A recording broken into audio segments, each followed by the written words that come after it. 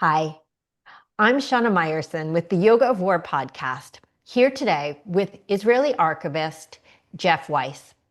If you appreciate and find value in these important discussions, please consider supporting the show so I can continue to bring you such amazing and esteemed guests. Details are pinned in the comments below. If you've been to Israel since October 7th, 2023, you've seen the stickers that adorn every light post, every bench, every window, every wall, and particularly in Tel Aviv, every inch. These ubiquitous micro memorials each pay tribute to a fallen Israeli with a photo, a name, and an inspirational quote. Each and every one honoring an Israeli hero, an inspiration, and a universe. It's very easy to walk by these tiny tributes without notice or to look for a minute and just go on with your day. But Jeff Weiss did just the opposite. He started reading the stickers and he wanted more. He wanted to learn the story of each person's life and to share it with the world, to create a precious online memorial that will bear testament even after the stickers fade. And so, Jeff created stickers of meaning as a gift to Am Yisrael, a nation that forever bleeds for its fallen and stands tall and strong with its lions. The Stickers of Meaning project was initiated by Jeff Weiss, an author and entrepreneur who made Aliyah in 2022. Jeff began noticing these stickers on the streets of Tel Aviv, always taking the time to read them. Realizing that these stickers might eventually disappear, Jeff started photographing them, not just for himself, but with the understanding that their message needed to be shared with others. This project is his way of ensuring that these ideas live on. Jeff, thank you so much for joining me today. What a pleasure to have you on the show. Thanks so much for having me, Shauna, and the pleasure is truly all mine. So I'd like to start. You're an American who made Aliyah to Israel about 3 years ago. As you know, we just had Veterans Day here in America, in the whole Western world. But in Israel, of course, they have different days of remembrance. For most people in America, Veterans Day is just another day off of work. We're a nation where very few people have served or even know anyone who has ever served. And this is in stark contrast to Israel, where almost every man and woman alike is, in fact, a veteran. Jeff, how do you think that this dynamic shapes Israeli society and its deep and profound connection to its soldiers? Well, I think, to your point, everybody here knows soldiers. Most families among the portion of the Israeli population that serves, which is most of the population here. There's a tradition of serving the men and women both. So your siblings are serving, your parents have both served, your grandparents. So everybody feels connected. The army truly feels like the army of the country. It's the people's army, and so there is tremendous identification with those who serve, tremendous sympathy and support, and a tremendous impulse to honor those that we lose. Yeah. I always like to note, particularly when I'm talking on or around a holiday in Israel, how the way that Israel honors holidays is so different than America. In America, it means barbecues and mattress sales. In Israel, it means the whole entire country stops and literally stops and pays tribute, which again, I think speaks very highly to this connectivity, to a shared understanding of experience and values. It's funny. It's funny that you say that. I think so. Basically, the day for honoring fallen soldiers comes the day before Independence Day, Yep. and they kick off the first day with a siren, and everybody stands at attention. Cars stop on the roads. It is incredibly respected, incredibly taken seriously. And it is a very challenging day, primarily, of course, for those who are connected to a loss. And then the siren goes off in the early evening to symbolize the movement from the day of mourning to the day of celebration. And it is a raucous day of celebration with a barbecue tradition. Hmm. And it kind of encapsulates, I think, Naomi Shemer's famous thing, the honey and the sting. It's Israel is this incredible mix of bitter and sweet, and you really see it in that combination of days of observance. Absolutely. It also goes back to the very famous and I think biblical aphorism, they came, they tried to kill us, they failed, let's eat. Yeah, exactly, exactly. Yeah, the great summation of a Jewish holiday, very much so. Yeah. So anyway, in all seriousness, um, so in the real world, outside of Israel, when war breaks out, the normal thing for people to do is to flee to safety. When Russia invaded Ukraine, almost 7 million people fled the country and became refugees. But Israel is different. When Hamas attacked on October 7th, Israelis abroad did everything they could to immediately return home and serve their nation. We saw that same ex- extraordinary response again during the 12-day war with Iran. I know so many people personally who felt hopeless in personally sorry, I'm at such a loss for words these days. Distraught about not being in Israel with their friends, with their family, with serving as Iran was attacking, which is not a normal response. Yeah. What do you think it is that drives Israelis to run towards danger when so many others run away? There's a tremendous feeling of community here, and it manifests itself in a variety of ways. I think one way, of course, is the one that you've described, that in these times of trial, people, in particular those who are capable of serving, want to rush back and do their share. There's also a tremendous spirit of volunteering here. After October 7th, there were all sorts of groups that popped up to do volunteering, to go south to pick crops because a lot of the farm workers had left the country. I did that a few times, but there were people who were doing it a lot. There were folks who were gathering supplies for the folks who've been evacuated from the south and then later from the north.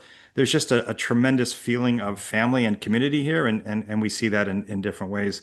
I'd always heard over the years before making Aliyah that these times of great turmoil and strife in Israel, in many ways, ironically, perhaps brings out the best in Israelis, and I did get to see that.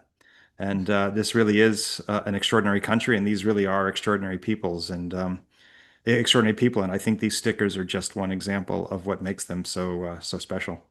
Yeah. They truly, truly extraordinary, and I wish more people understood the depth of that.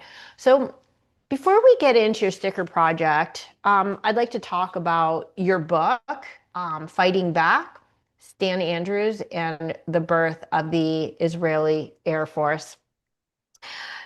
In this book, you tell the remarkable story of really what we're talking about right now, a Jewish New Yorker who voluntarily flew to Israel. 48. Um, 48, he went to fight for the fledgling Jewish state. This tradition of running into danger to protect our people runs really deep. What parallels do you see between Stan Andrews' story and the stories you are seeing and have seen in this war of redemption? I think for me personally, Stan inspired me. He was someone who had so much going for him. After World War II, he served with distinction in the Pacific. He was a B-25 bomber pilot, flew over 40 missions. He was a brilliant student. He was an artist. He was a writer, just had immense talent. Was studying for a master's at UCLA when it became clear that that upon proclamation of a Jewish state in Israel, there was going to be a war. And he decided that he couldn't stand idly by and had to take part in it and had to do what he could to prevent a second Holocaust only 3 years after the end of World War II. So for me, in life, candidly, I look to be inspired. And Stan's story very much inspired me, and these stickers have very much inspired me as well. He was someone who, you never would have predicted would have gotten involved. He was an entirely assimilated Jew. He had changed his last name from Annickstein to Andrews. He was not bar mitzvahed, never set foot in a synagogue in his life. And yet he felt like, this was where he needed to be in this time of conflict. And for that, he's a figure of great admiration for me. How did you find his story? Um, we wrote a prior book. When I say we, my co-authors, my brother Craig, we wrote a Mhm. prior book in 1998 called "I Am My Brother's Keeper," and it was about this group of 1,000 or so Americans and a few Canadians who, in 1948, went to Israel to serve in the war, and a significant part of them were in the Air Force and really helped get the Air Force established and on its feet. And in the course of doing that book, I came across Stan's story and really wanted to do just to devote an entire book just to him. So we finished the first book, and then I set out to uncover his story, which ended up taking a lot longer than I had anticipated. But it was a really extraordinary and delightful journey. So it took a long time to basically, I mean, and over the course of about 15 years of research, track down high school classmates, college classmates, World War II squadron mates. I even went to a World War II squadron reunion of his, Israeli squadron mates, family members who were still alive when we started the research, Wow. including a sister and a sister-in-law, two of his best friends. And basically trying to get all the information we could. We tracked down high school essays, college essays, high school yearbook, college yearbook, a World War II squadron yearbook that he took part in, a bunch of documents from archives here in Israel, a number of which we had to get declassified. So it took a while to kind of pull the whole story together because, of course, we did not have access to Stan himself. But in many ways, it felt like a bit of a treasure hunt, and an extraordinary one at that. Overall, so in the inception, it was a country of a lot of Holocaust survivors, uh, maybe 1,000, as you said, volunteers from abroad, trying to scrap together some planes, some this, some that, to whoever would sell it to them, Czechoslovakia, basically, and nobody else. Yes, not even America. It is truly remarkable to behold how a tiny nation that today is no more than 10 million people transformed this scrappy skeleton crew into one of the world's most indomitable air forces in less than 80 years. I'm curious, the book Fighting Back was published in 2022, and that's the same year you actually made Aliyah. Did the research you did for the book and the inspiration that you got from this work influence your decision at all to make a new life in Israel? It did. You're the first person to ask me that question. It very much did. Making Aliyah was something that was always kind of on my to-do list, something I always hoped to do one day. And of course, that one day kept getting pushed out longer and longer. And then as I was finishing that book, it occurred to me that if I so admired Stan for essentially living his truth and doing what he felt like he needed to do to give his life purpose and meaning, I should do that too. Um, and so yeah, so I decided to basically take his example very much to heart, and it's been a wonderful and very meaningful time over here, particularly these last couple of years with all that has been going on. Wow. That's what we call inspiration. My goodness, to uproot your entire life. It's no small feat, believe me. I've been working towards Aliyah for the last couple of years, and it's not easy to get all the pieces in place. So, kol kavod. So I do want to ask one more question before we get into the stickers, and that is another personal question. As a recent Ola, which means for those who don't know, a man who has moved to Israel, an immigrant, from the States, just 1 year before the start of the Gaza war.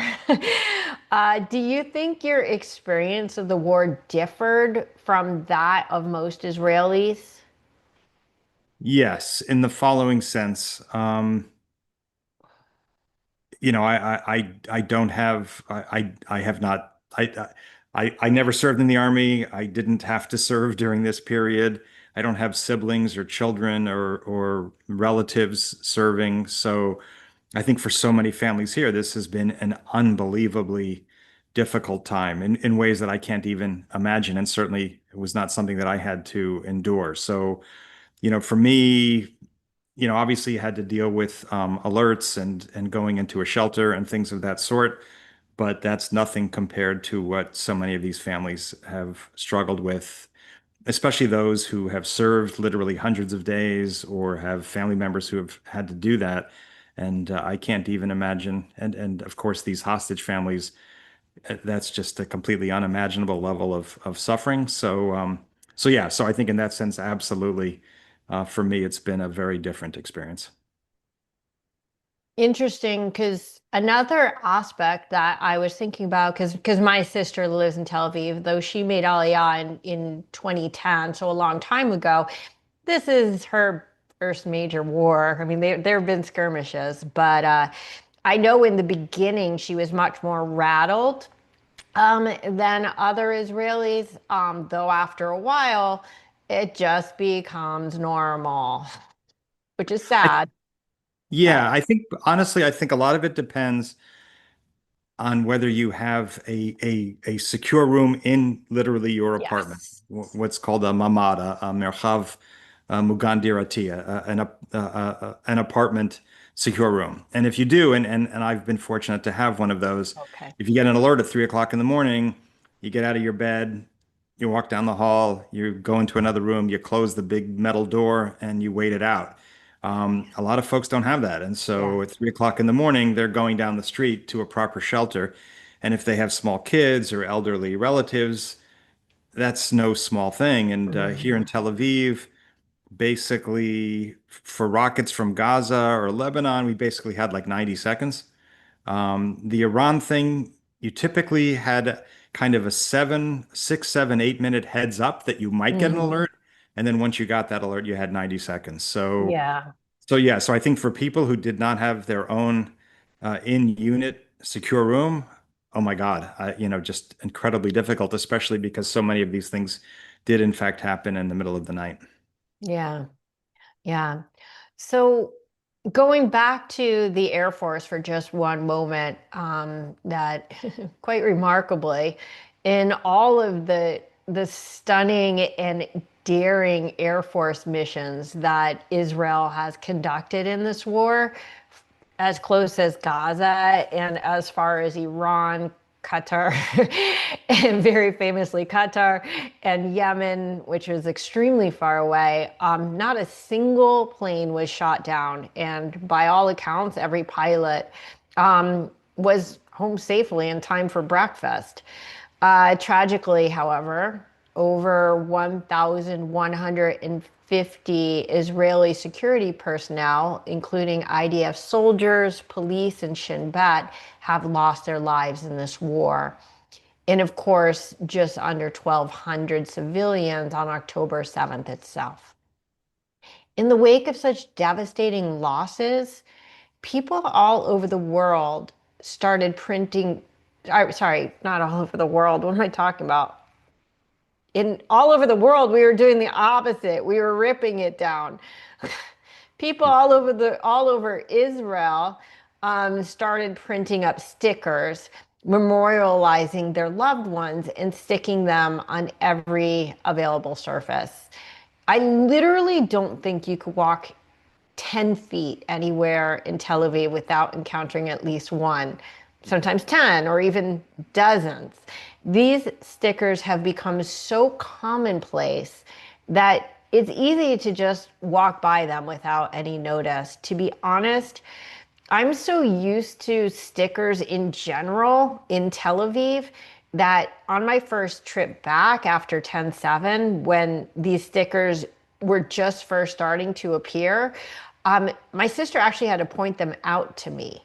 Um, I just didn't notice. Now they're a lot harder to miss, I have to be honest. But what was it about these stickers that struck you so hard and made you take notice? I think for me, what happened was I read one of the stickers and it had a picture of a particular soldier, his name, year of birth, year of death, and I think a unit symbol as well. But then it had this phrase, this sentence. And the sentence basically was he fought out of love for those behind him rather than hatred of those in front of him. And I found that so powerful, and I felt so accurately reflective of truly how Israelis think.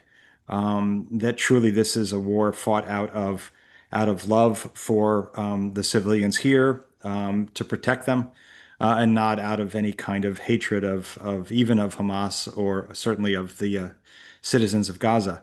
And so I decided, you know what, I need to pay more attention to these stickers and made it a point to just start reading all of them. And then also to start photographing them because I started to fear that at some point they're going to disappear.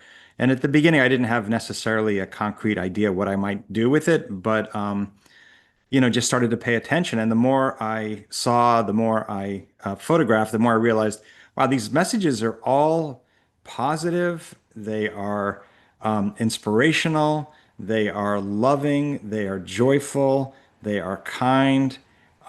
They are just so extraordinary. And they really are for the living to help encourage the living to live their very best lives. And I just found that so unusual. I think in any country that honors its soldiers, you could imagine something like this, but without the motto. Just here's this wonderful young person that we lost, and let's remember them and honor them. And I think that's amazing. But this is a whole nother approach that I think is so uniquely Israeli.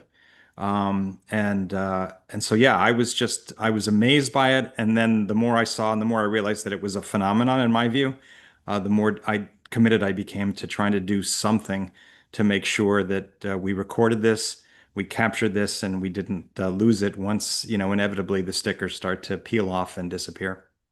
Yeah. And I do want to, because I don't know why I said all across the world instead of across Israel, but I do want to draw this stark contrast that as around the world, anti-Israel advocates were so rabid about tearing down hostage posters. Hostage posters, this isn't even about a war, this is basic morality. When you go to Israel, even today, even 2 years later, it's ubiquitous. This is a country that really, really, as the necklace says, I always like to talk about the necklace because the thing that people don't understand about this first sentence, Halev Shalanu Shavui Ba'aza, is that Lev is singular, but Shalanu is plural. So that there very much is this shared heart and this shared soul, that when one life is torn, everybody's is torn, even with the four hostages who are deceased. There's this overwhelming feeling of sadness that we have to get these four deceased hostages home. Um, yes. I think very much over the course of the war, there has been a black cloud, and the country has done its best to continue to function, for kids to continue to go to school, businesses to Mhm. continue to operate, even with alerts and all of the rest. People just try to go get on with their lives. And yet, I think for every day that there was a living hostage in Gaza, it was a giant black cloud over the country. And Mhm. with the release of the last living hostages, it was almost like you could sense a collective um, exhalation, like kind of a breathing out, like, wow, we can, you know, we don't have that Hmm. horror anymore. And of course, there are still four bodies to bring back, but I think it's a different kind of emotional trauma that to try to imagine or to try not to imagine what these live hostages were going through. And that was so, I think, traumatic for the country as a whole. And I do think that there's a palpable sense that just the mood has lightened since I went actually to Hostage Square for those for that last release, the last Hmm. two Oh, releases you. actually. It was Wow. powerful. Yeah, that truly was a historical moment. I just want to say on a personal level that there are four families that are still suffering, and we have to be careful about becoming complacent because this is part of the psychological torture, is that if only four families feel as if they've been forgotten because the live hostages are out, most of the murdered hostages are out. I will not take this off until those last four are home. And of course, for those who don't know, one of whom is actually a Thai worker. He's not Israeli. He has nothing to do with the conflict. He probably didn't even know about the conflict. And yet the Israelis still hold him in their hearts the same. And there is supposedly one of the four is coming home this evening. Actually, Wow. right now, Wow. supposedly. So we'll see. So good. Sorry, it's a diversion because I know I have an overactive empathy gene, but I can't imagine, particularly this one kid's family, thinking, "Wow," and we're one of the last four, and what, like, just feeling so far and so helpless and so forgotten and so do we matter? We still have this anguish. Anyway, going back to the stickers and actually something much more positive. One thing in a minute we're going to go through some of the archives so you could share them, but even for those who haven't seen the stickers, you could see this all over social media.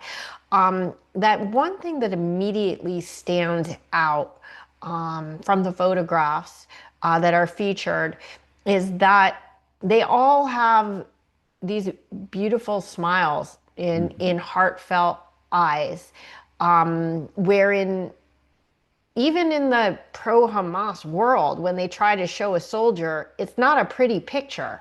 It's an angry person, if you could see their face at all. But the Jews, Israel always chooses to portray uh, their people, their heroes, as people who care and who love and who are human and who have a beautiful soul, right? Their ruach just shines through these photos.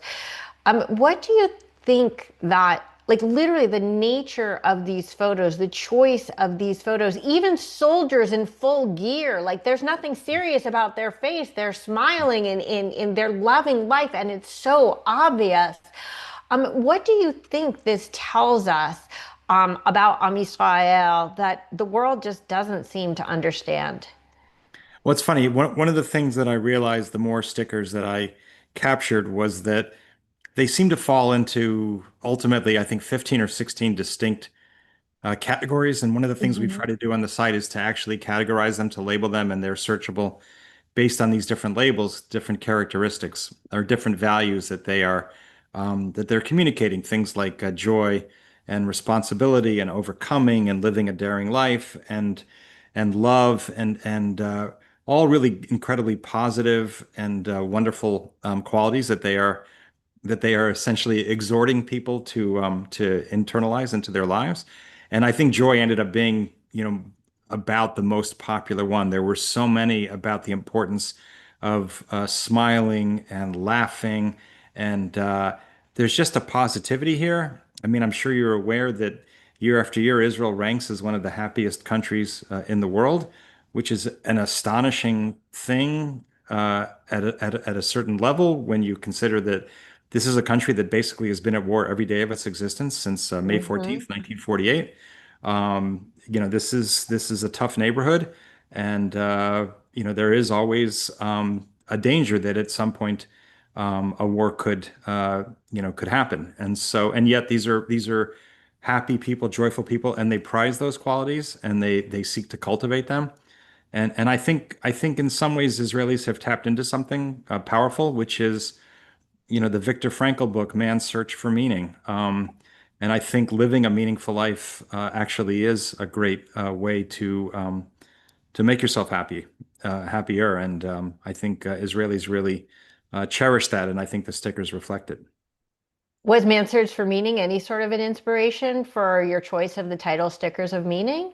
Very, very much so. That book, almost every bookstore I walk into in Israel, the book is not just available, but it's actually like among the current books, the sort of new releases. And after Yeah, October 7th, that book became a bestseller again in Israel.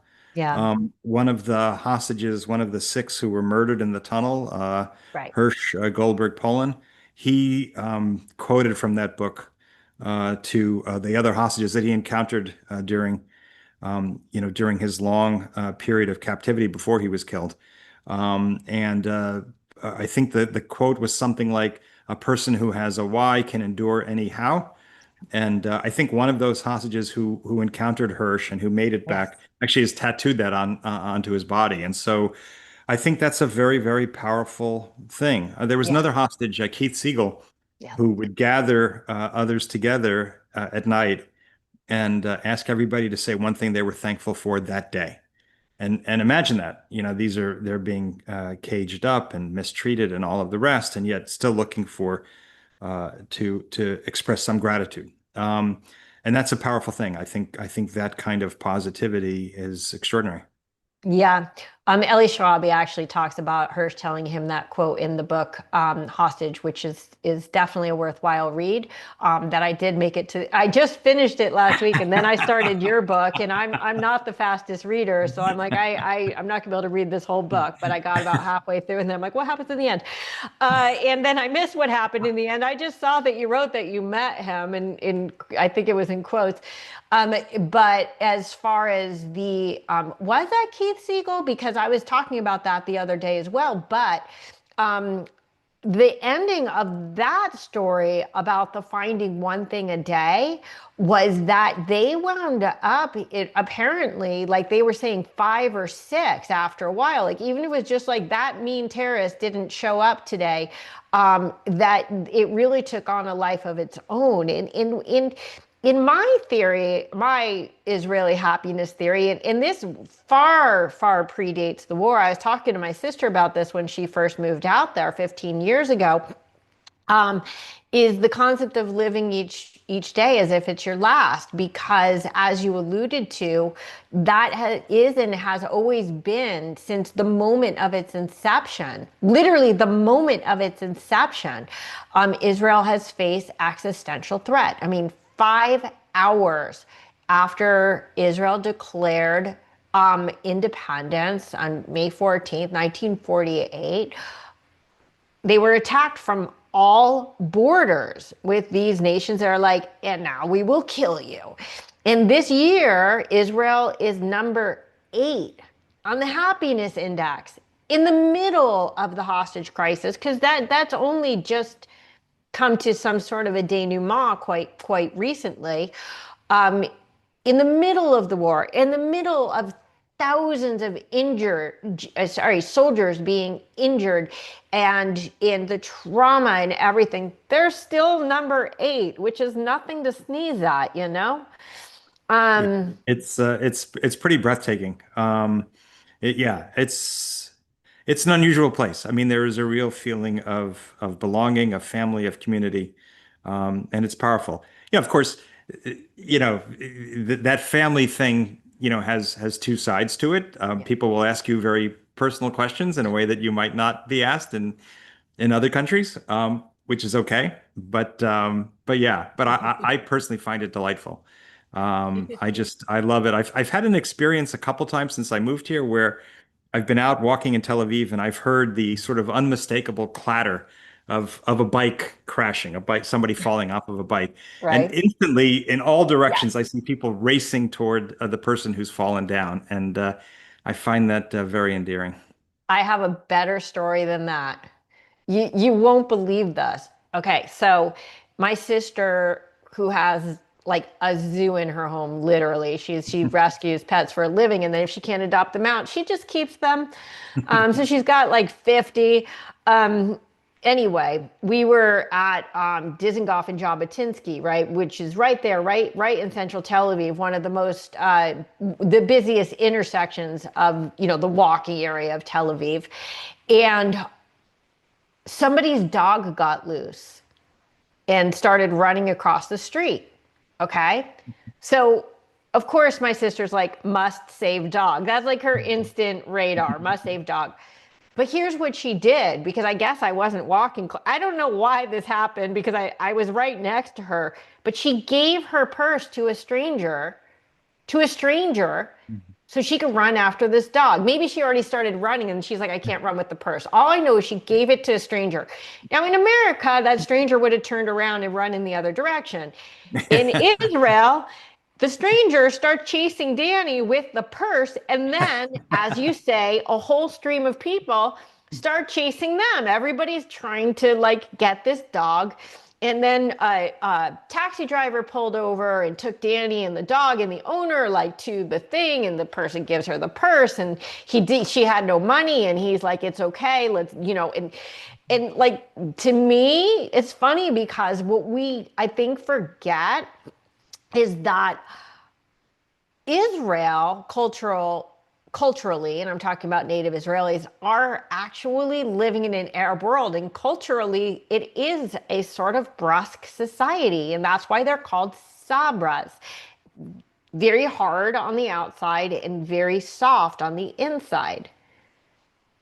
It's funny. I was here for 2 years as a student in the 1980s, and in some ways, I feel like Rip Van Winkle, or somebody who had a time machine. And I'm constantly in my mind juxtaposing the Israel of 2020, these last 3 years versus the Israel of 1983 and 1984. Yes. And really, like, back then, customer service here in Israel was not a priority. There was that real brusqueness, I think, on the part of Israelis, which was very, I think, off-putting to Americans. And really, I find Israel to be a very different country now. I think the service is fantastic. The restaurants are terrific. The shopping is, I think, every bit as good as anywhere else in the world. And Israelis here in Tel Aviv are really a delight. I don't see that kind of every now and then I'll see like an older person walking and maybe shouting into his phone or something like that, and I'm Right. reminded Yes. of the Israelis of the 1980s. But it's a different country now, in my opinion. I think it's changed a lot, honestly, in the last 10 years. I wouldn't Yeah. even go back to the 80s. It's funny. I think that my first few, um, so oddly enough, the first time I went was in 2010, which is funny because I've been an Israel activist for decades, but it was just very hard for me to get there because of work and everything. Since then, I come about 3 times a year.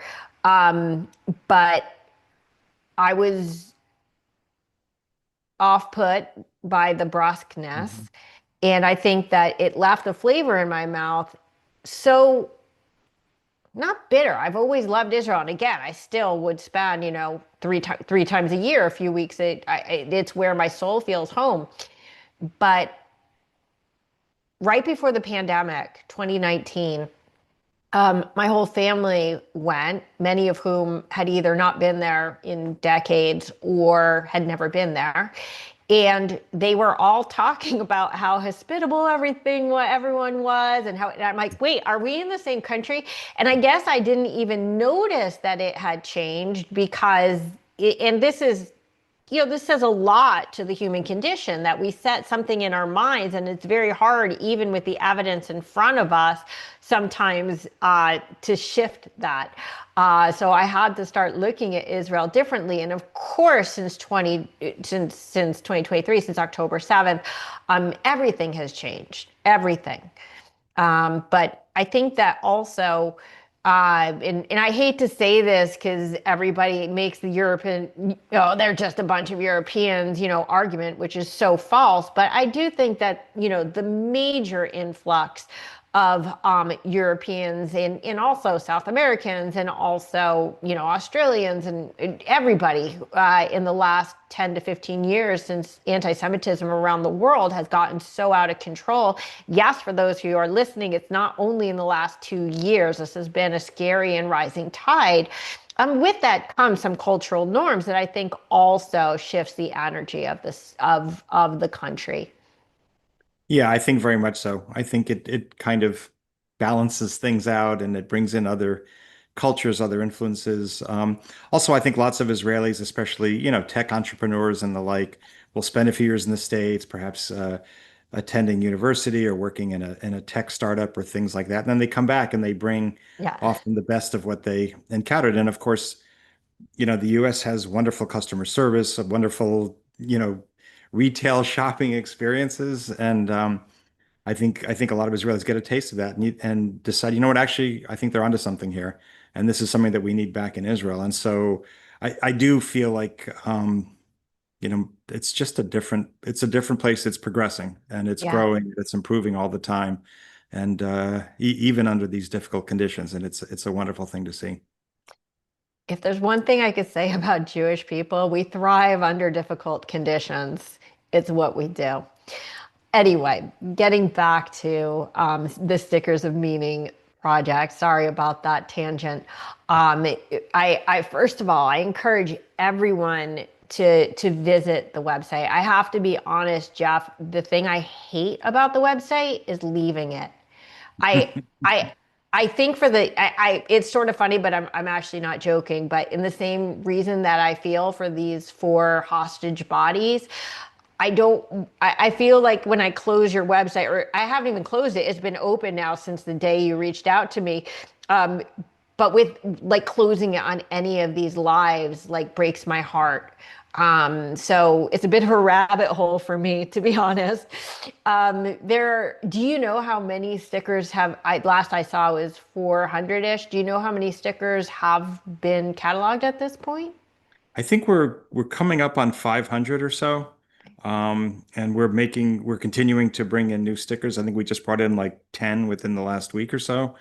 Yeah. Um, and we are hoping to get as close to a complete set as we can. We won't get all the way there for sure, because there are so many and not all of them are well distributed, Yeah. but we're going to do the very best that we can because I think it's so important to make sure that we don't lose these. So a logistical question. Actually, I have a few logistical questions. First of all, do you have, I mean, stickers are added all the time, but do you have some sort of mapping process where you know where you've already looked? Are you searching them out, or is it just like, oh, I'm going to a new restaurant tonight, I'll look at the sticker? Because you can't have 500 cataloged in your mind to know. Do you scan each one and say, is this already in the database? Are you like, oh, I haven't looked at this corner is it just Tel Aviv? Are you? No, I think that you had a short with a woman in Jerusalem. Was that accurate? Or Um, yeah, so basically there's a group of us. We've got like maybe three or four of us. There are other people who've helped us out on a part-time basis. But we photograph stickers wherever we see them. The train stations are an especially good place to find Mhm. amazing clusters of stickers. And at this point, the core of us, we kind of know what we have and what we don't have.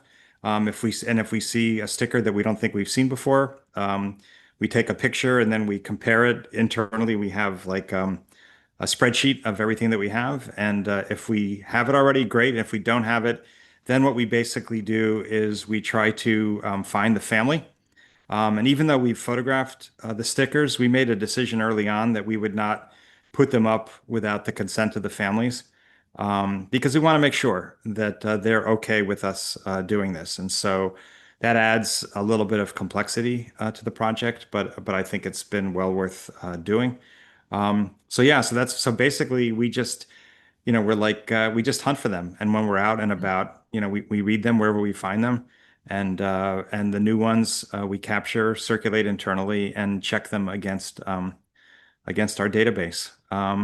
But yeah, I mean, that's basically how the process has worked from the beginning. And then in reaching out to the families, we also try to capture some basic information about the Yeah. individual.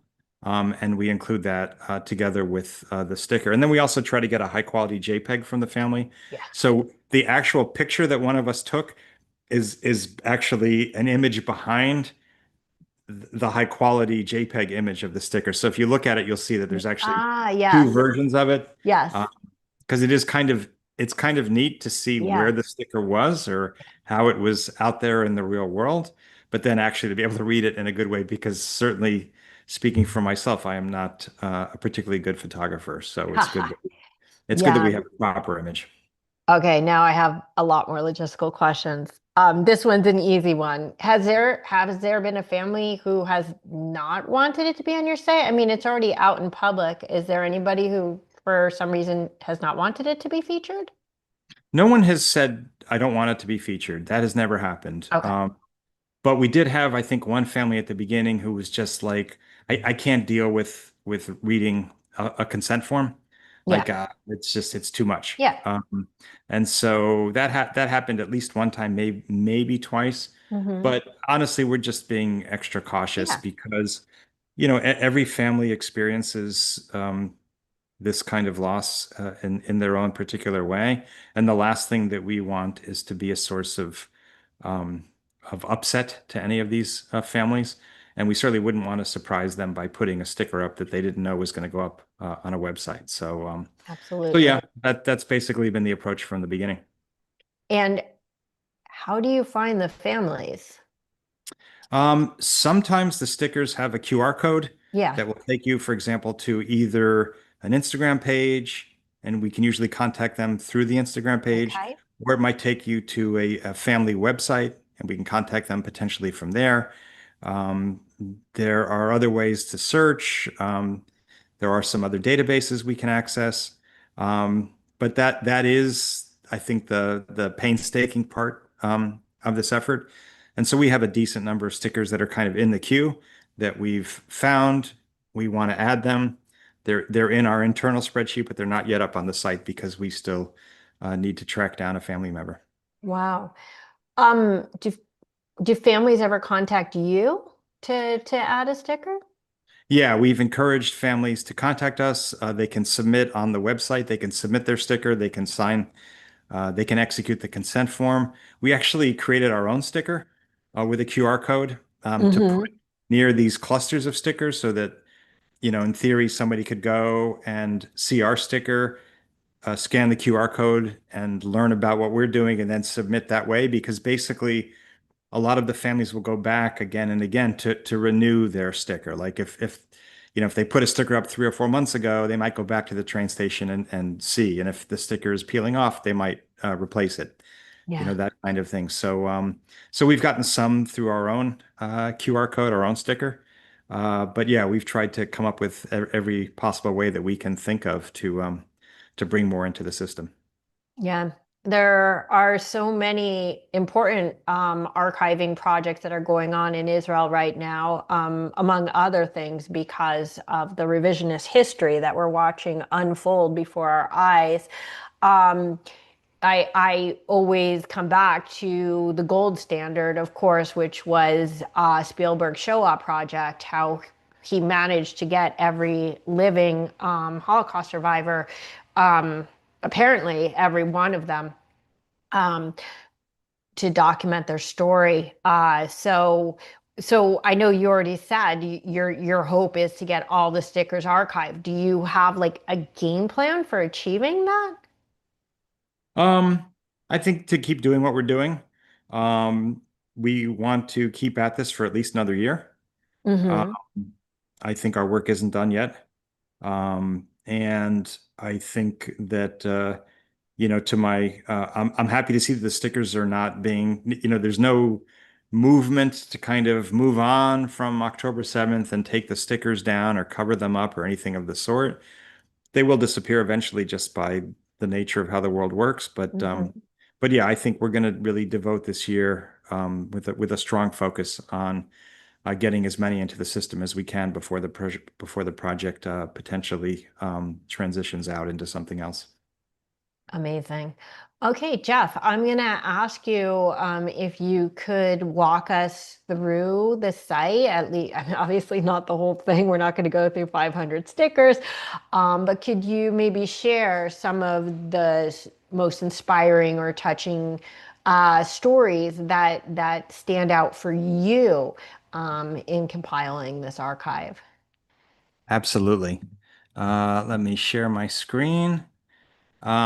This is the sticker that I first saw that first inspired me to pay attention. You didn't fight for the hatred of those in front of you, rather for the love of those behind you, which I truly found to be so powerful. Let me quickly pull up this one, and this was a family that I actually um, was able to meet with. Um, so this young man was in the paratroop in a paratroop commando unit, and when he was a teenager, his dream was to become a commando, and he wrote this on his wall. Everyone wants to succeed, but not everyone is willing to pay the price in order to succeed. And the price that he was willing to pay was he would get up in the middle of the night. His father would take him out to these sand dunes and he would crawl in the dunes with a mock assault rifle on his back and basically train. And his father actually filmed it and showed me some of this footage, which was remarkably powerful and really moving. And so he really, this was a slogan that he didn't just admire, but he really incorporated it into his life, which to me is just so powerful. And this really encapsulates, I think, for me, what has been a primary goal of this project, which is not just memory and not just honoring the fallen, but really doing what we can to take these powerful messages and to bring them forward, to learn, not just to honor, but also to learn from these young people and to see if we can't do things to make our own lives more meaningful. Hold on, sorry, can you go back for one second? Of I just course. want people to get a full understanding of the website. Can you just scroll down so they could see what, so we've got just really quickly the elements, the sticker that you found, the high res, and then if you scroll down, for those who don't know, what it says on the right in Hebrew is exactly the same as what it says on the left. We've got his name in Hebrew, his name, the dates of his birth and his death. Oh, do you not have a story for this one? Oh, Yeah. there it is. Yeah. I'm like, this can't be the end because I'm trying to prove a point here.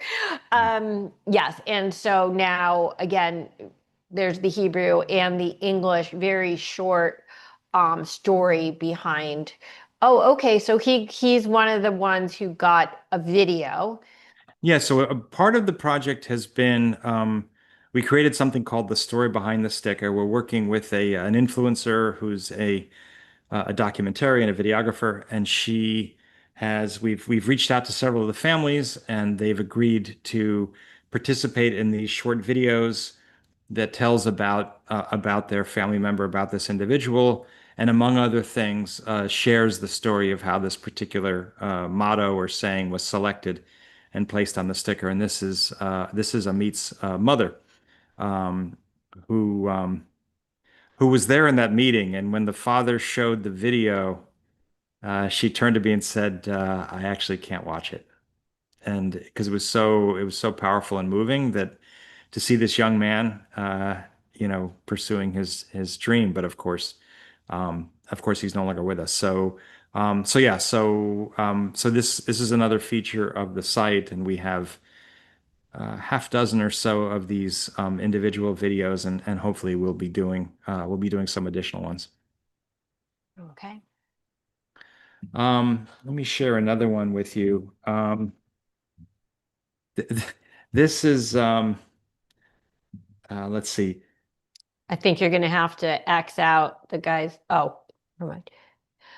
Could you just So, show really quickly when you click select category so people, okay, next, so people can see. Okay, go okay. on.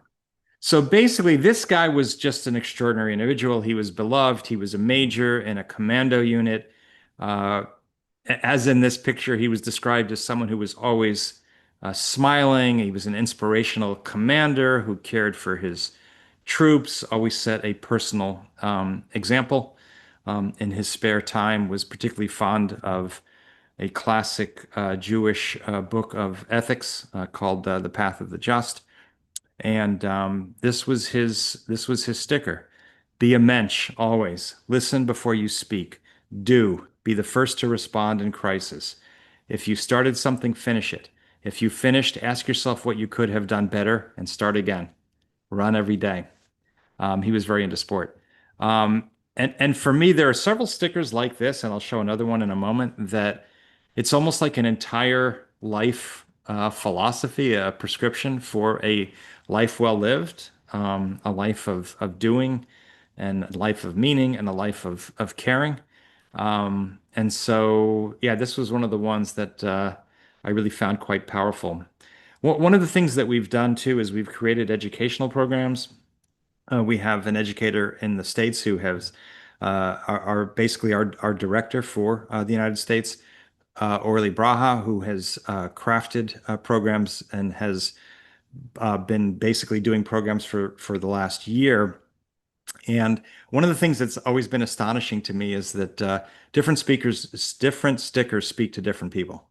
Um, the ones that I find most moving, other people find other ones much more moving. And I think that's great. I actually think that's part of the power of the project that, there's something in it for everybody in terms of being inspired. And I think that's actually a wonderful thing.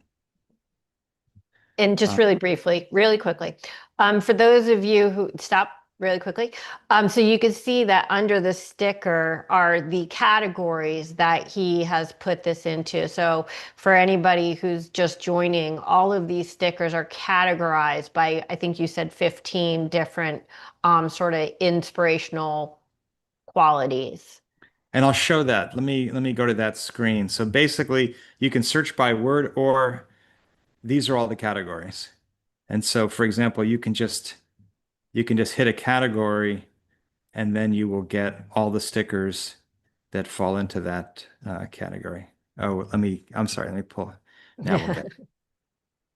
So now you have all of the ones that fall, in this case, into life rules. Um, These look a lot, just to be clear, these are not just soldiers, these are also Nova, people who fell at Nova, people who might have fallen in a kibbutz attack, correct? yeah, and we basically made that was one of our original decisions, which was it's all post October 7 folks that we've lost, civilian soldiers alike. Um, and I think that was absolutely the right decision. In fact, with your permission, I'll share really quickly um, a sticker for one of the Nova folks. Um, and this is also one that we did a video about. Focus on what moves you forward and move on from what doesn't. And this wonderful young woman was just, she was full of joy, had a spirit of adventure, and was one of those killed at Nova. Uh, at one point, it seemed like she was going to successfully escape, but then ended up getting trapped and ended up in one of those small bomb shelters and was killed there. And this is her mother sharing the story, and the mother has really tried to incorporate that message um, of focusing on what moves you forward and moving on from what doesn't, to try to use that to try as best as she can to not get trapped in her grief and to try to move her life forward in a positive way. And so I think that, again, to me, that it's just a wonderful, moving illustration of how these stickers can help folks, in their own lives. Amazing. Let me see. So I'll exit out of that. And in that spirit, I'll show one. Um, Here we go. This was also part of what drew me to it. Um, So I'm a runner, and I do marathons and things of that sort. And at marathons, you tend to see signs that family members are holding up, and one that I have seen often is some version of this. In this case, the difficulty is temporary, the pride is eternal. And I was doing my longest race. It was a 72-mile race around Lake Tahoe, and about a little less than halfway through, at about mile 28, I started to have intense left knee pain and considered dropping out of the race. And then I thought of this expression and told myself, if you can find a way to make it through this race, you'll have something that you can treasure forever. Like it's going to be painful and unpleasant, but if you can make it, it will be worth it.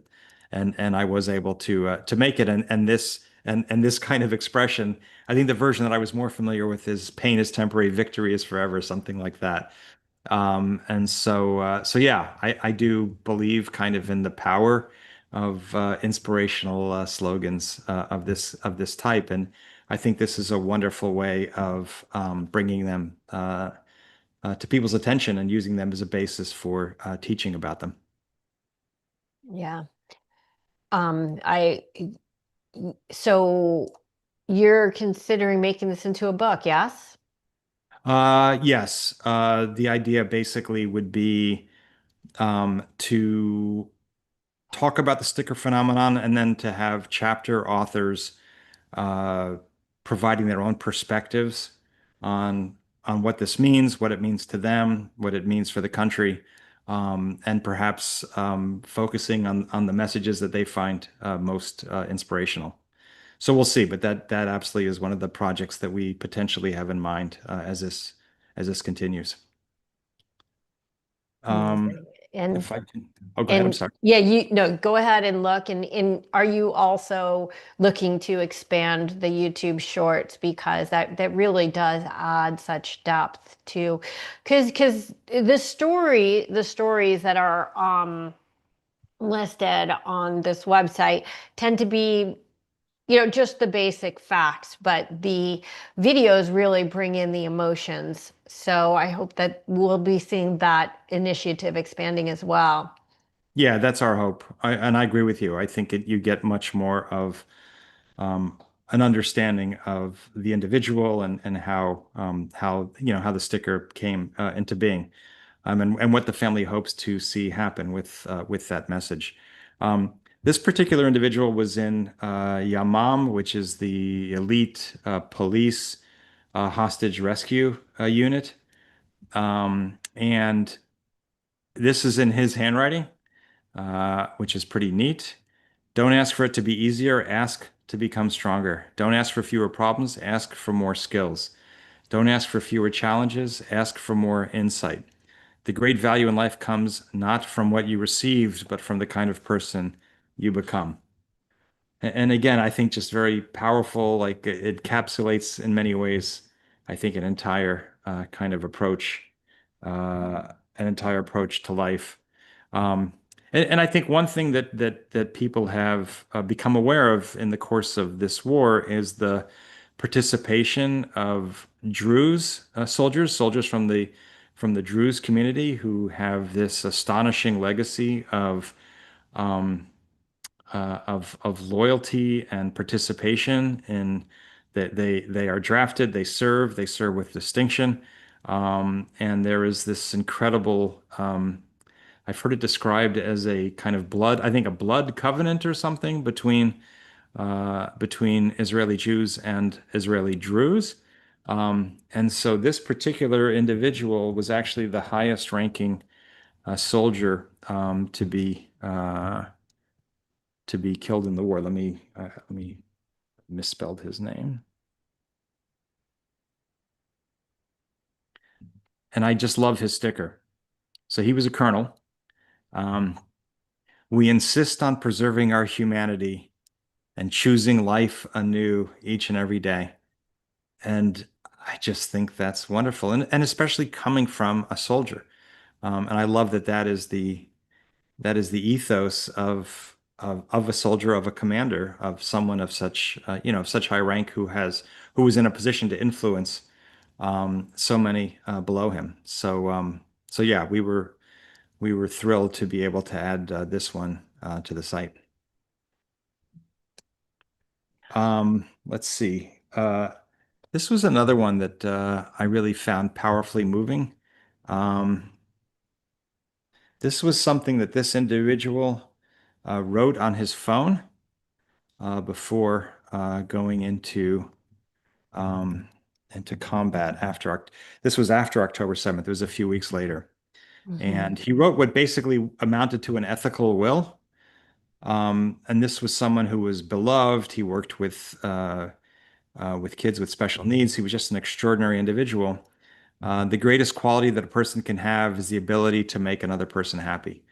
Um, and again, the idea that the family would want to share this message, I think is pretty amazing. Yes, Um, let's see. Let me show you. I'll show you one. Let me show you two more with your permission. absolutely. Um, this It one sure is, paints a very different picture of the IDF than the world would like to believe. yeah, it's an amazing thing. I mean, I have never even heard of an Israeli delighting um, Yes. in the suffering of folks in Gaza. Um, it doesn't mean that folks here aren't supportive of the military's efforts to prosecute this war to a successful conclusion, but there's no joy in seeing Gazan civilians who become casualties because there's some Hamas command post under their house or school or hospital or who knows what. That there's no joy in that, and I think you see it in these stickers. So this one I really found to be so joyful. The day will come when your life will pass before your eyes. Make sure it's worth watching. Um, and I just think that's great. And I spoke to this soldier's father, and he told me that on Nadav's WhatsApp page, this was the slogan that was on there. Mm. Um, and we did actually. This was also a story behind the sticker. That's his wife, and she talks about how that really was the life that he led.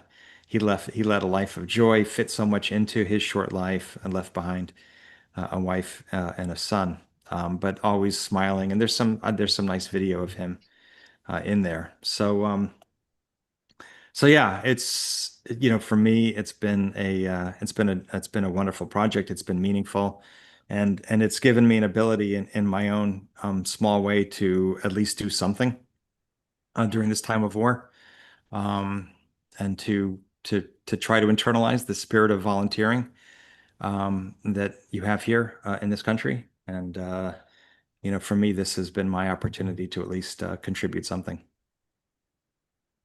One of the things that I think is not think has been so striking, honestly, coming back to the concept of Israeli resilience and happiness, what is to see how resilient the families have been. I mean, Rachel Goldberg Poland, I think, being sort of the most prominent of the faith-based family members that never lost faith, never lost hope, never succumbed to the sadness that even though they felt it so profoundly, um, there's this understanding that tragically this is part of what it means to be a Jew, and that these realities that we face, we don't have a choice. We only have a choice of how we react to them.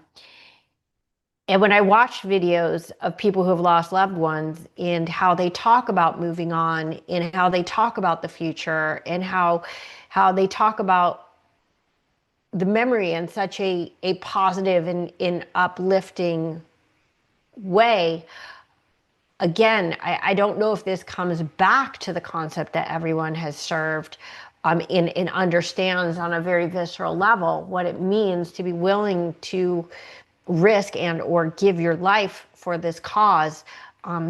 But it's astounding to watch because I don't think I would have the kind of composure that I see from Israelis. Last time I was there, which was in August, which is relevant because there were still 20 hostages. I was at Hostages Square and I sat with Omri's family.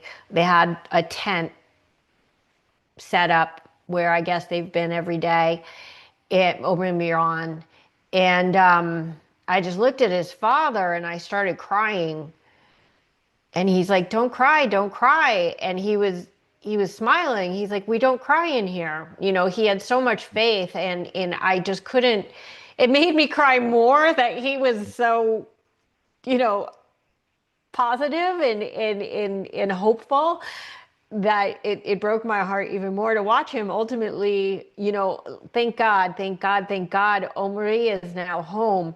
Um, but here I am, this girl from Los Angeles across the world whose heart is so rended by these hostages and their families who just hold that space and are so strong. It has nothing to do with not feeling. It has to do with that they understand the full spectrum of this experience, of the sadness with the strength, and in the hopelessness with the hope, and as you said earlier in the show, the bitterness with the sweet.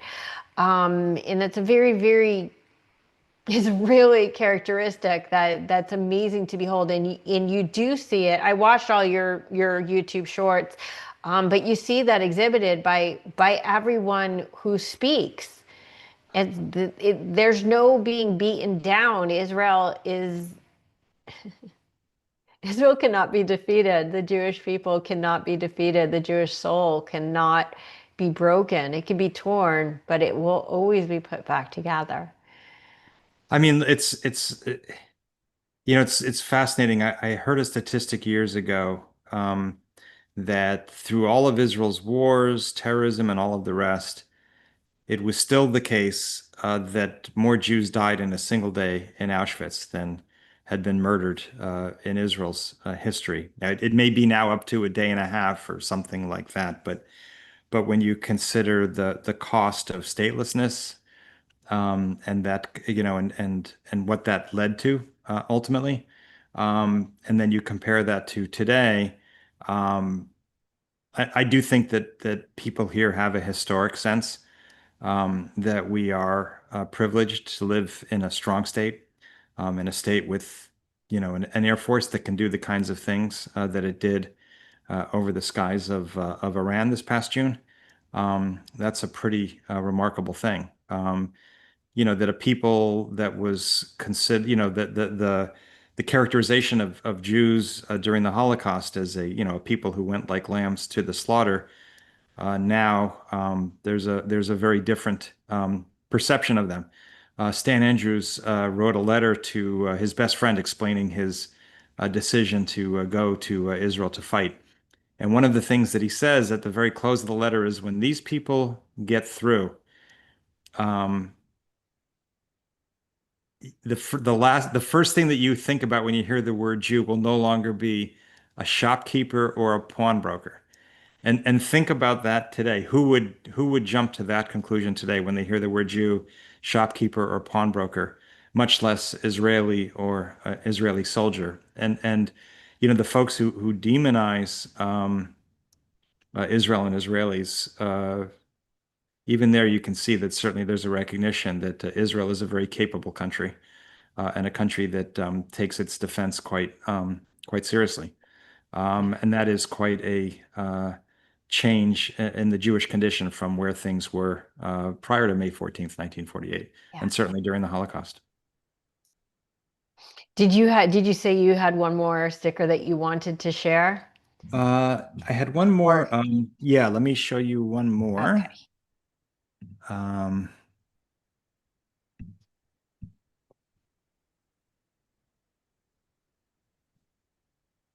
so this one was a captain. She was actually killed on October 7th, and I love her message.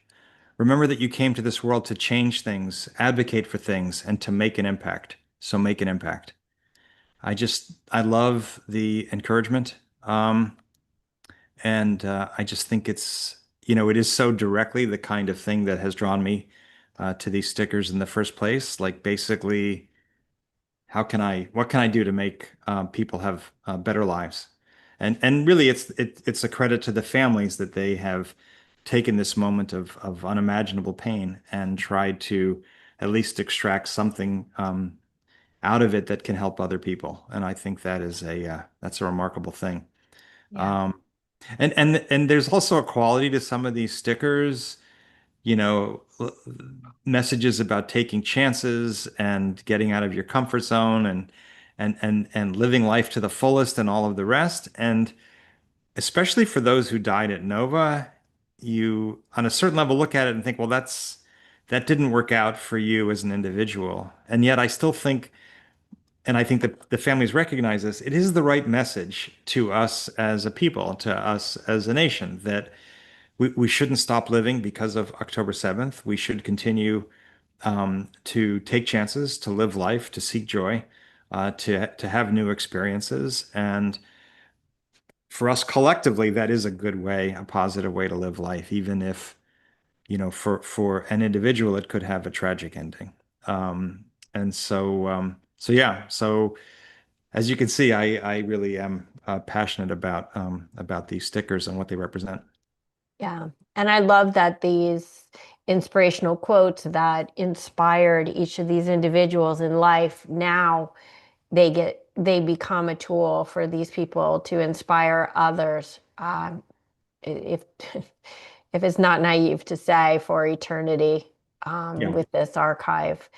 Um, so I thank you so much for sharing. You could let's end the screen share, and I'll just ask one or two more questions. And I want to go back to just to sort of sum this all up.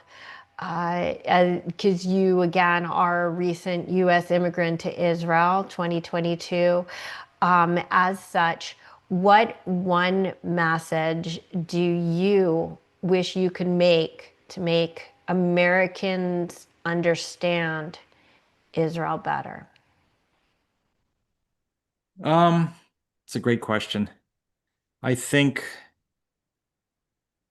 I think there's a great concern on the part of people who love Israel in the States that Israel should do a better job of explaining itself, should do a better job of explaining what it's doing in Gaza, why there are civilian casualties, in addition to the Hamas terrorists that they are killing. And it's important that Israel do the best job that it can do in explaining itself. But I think in some ways, at least to me, that's the job of others. I think more important is to really learn about Israel and about Israelis, about the history of this country, about why it came into existence. Why do we have a state of Israel?